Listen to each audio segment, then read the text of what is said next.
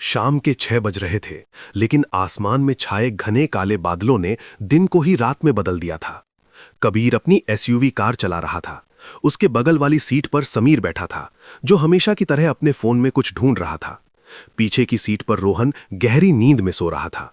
तीनों दोस्त दिल्ली से निकले थे और उनका प्लान मुक्तेश्वर पहुंचने का था, लेकिन पिछले 2 घंटों से वे एक अजीब से जंगली रास्ते पर गोल गोल घूम रहे थे। समीर, मुझे लगता है हम भटक गए हैं, कबीर ने कार की वाइपर की स्पीड बढ़ाते हुए कहा।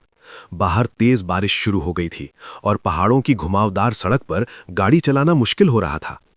अरे भाई रिलैक्स कर, मैंने गूगल मैप्स पर एक पुराना शॉर्टकट देखा है।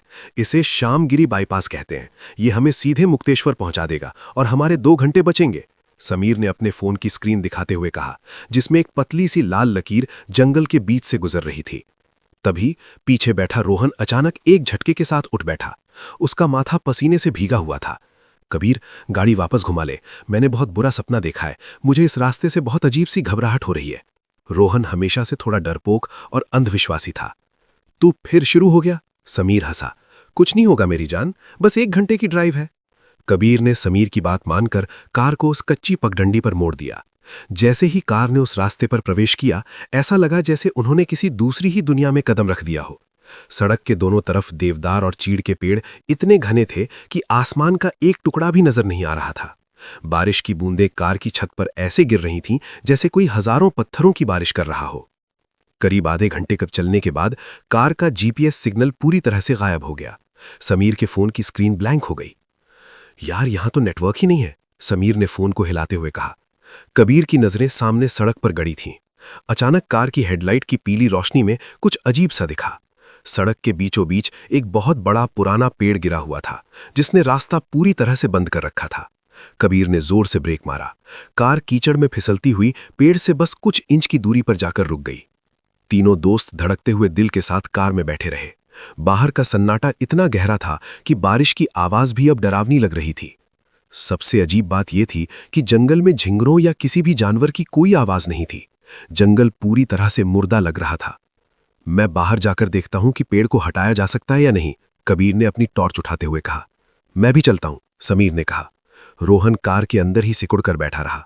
उसने दरवाजे अंदर से लॉक कर लिए। कबीर और समीर बाहर निकले। ठंडी हवा ने उनके जिस्म में एक सहरन दौड़ा दी। कबीर ने टॉर्च की रोशनी पेड़ पर मारी। पेड़ अपने आप नहीं गिरा था, उसकी जड़ों को किसी भारी कुल्हाड़ी से बहुत ही बेरहमी से काटा गया था। कोई चाहता था कि इस रास्ते से जाने वाला यहीं रुक जाए।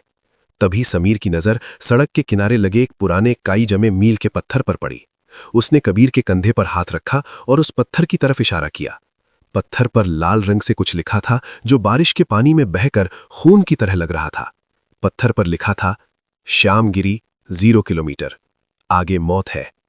कबीर और समीर के पैरों तले जमीन खिसक गई। 0 किलोमीटर? इसका मतलब वे श्यामगिरी पहुंच चुके थे, लेकिन वहां दूर दूर तक किसी गांव या इंसान का कोई नामो निशान नहीं था। सिर्फ घना अंधेरा और सड़े हुए पत्तों की बदबू थी। कबीर, हमें वापस जाना चाहिए, समीर की हिम्मत भी अब जवाब दे रही थी। वे दोनों मुड़कर कार की तरफ भागे, लेकिन जैसे ही कबीर ने कार का दरवाजा खोलने के लिए हैंडल पकड़ा, कार की हेडलाइट्स अचानक फड़फड़ाईं और टक की आवाज के साथ पूरी कार बंद हो गई। पूरी बैटरी एक झटके में ड्रेन हो गई। अब वे तीनों उस खौफनाक अंधेरे जंगल में उस मनहूस मील के पत्थर के पास पूरी तरह से फंस चुके थे।